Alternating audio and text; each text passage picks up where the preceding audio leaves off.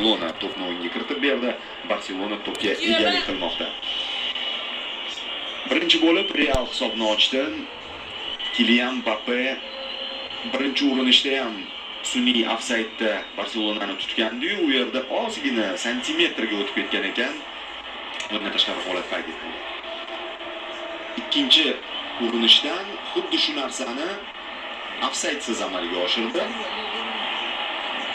Va oldinga chiqdi 22-daqiqada Jude Bellinghamning vaqtida berilgan uzatmasidan so'ng. 38-daqiqada Fermin Lopez Marcus Rashfordning pasidan keyin hisobni tenglashdi.